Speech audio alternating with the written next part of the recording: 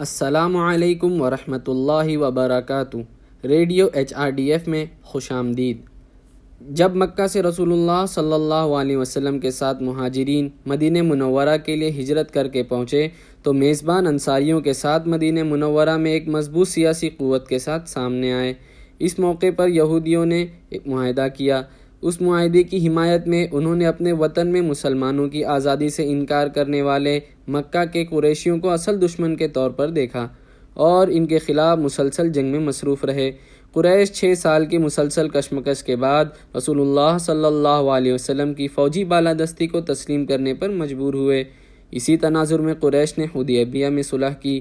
اس کے ذریعے رسول اللہ صلی اللہ علیہ وسلم نے مکہ مکرمہ کا راستہ ہموار کیا اور اگلے 2 سالوں کے لیے نئے ایجنڈے طے کیے اور مکہ مکرمہ میں آزادی کا پرچم لہرانے کی کوشش کی۔ حدیبیہ سے واپسی پر آپ صلی اللہ علیہ وسلم نے عوام کو آمیرانہ بادشاہوں کی غلامی سے آزاد کرنے کے لیے مداخلتیں شروع کی، جو اسلامی تبلیغ کے آغاز سے ہی رسول اللہ صلی اللہ علیہ وسلم کا خواب تھا۔ اس وقت آپ صلی اللہ علیہ وسلم نے عدی ابن حاتم سے جو الفاظ کہے تھے وہ قابل ذکر ہیں: عدی، تشدد ختم ہو جائے گا، ایک ایسا سماجی ماحول بنایا جائے گا جس میں ایک عورت آزادانہ طور پر سفر کر سکے گی، کسریٰ کی دولت لوگوں تک پہنچ جائے گی، لوگ مالی طور پر خود کفیل ہوں گے۔ اگر تم اس وقت تک زندہ رہو گے تو دیکھو گے۔ اپنی جد و جہد کے دوران آپ صلی اللہ علیہ وسلم نے اپنے سیاسی خوابوں کو اپنے صحابہ میں زندہ رکھنے کی کوشش کرتے رہے۔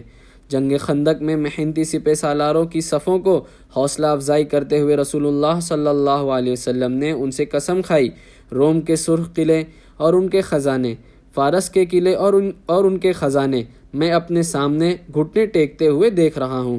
آپ صلی اللہ علیہ وسلم کا پر امید ہونا ان الفاظ میں دیکھا جا سکتا ہے۔ اب وقت آ گیا ہے کہ ہم اس عظیم مقصد کی راہ پر پہلا قدم اٹھایا جائے۔ پیغمبر اسلام صلی اللہ علیہ وسلم آزادی کے پیغام کے ساتھ اپنے سفیروں کو بیرون ملک بھیجنے کے لیے تیار تھے۔ جی ہاں، دنیا کو ہلا دینے والے رومن شہنشاہ ہرقل اور فارسی شہنشاہ کورس کے محلات تک پہنچانے کے لیے تیار ہیں۔ اس وقت فارس اور روم سب سے بڑی سامراجی طاقتیں تھیں۔ اس وقت باقی تمام قومیں دونوں سلطنتوں کے پاؤں تلے تھیں۔ کسی حکمران کو ان پر انگلی اٹھانے کی جرأت نہیں ہوئی۔ اسی جگہ پر رسول اللہ صلی اللہ علیہ وسلم نے اسلام کا پیغام اپنے سفیروں کے ذریعے پہنچایا۔ یہ کام حضرت جعفر، عبداللہ ابن حذیفہ، حاطب ابن ابی بلتعہ، عمرو بن العاص، سلید بن عمرو، شجوع بن وہب اور دحیہ بن خلیفہ رضی اللہ عنہم نے انجام دیا تھا۔ رسول اللہ صلی اللہ علیہ وسلم نے روم اور فارس کے حکمرانوں کے علاوہ بہت سے حکمرانوں اور لیڈروں تک اپنا پیغام پہنچایا۔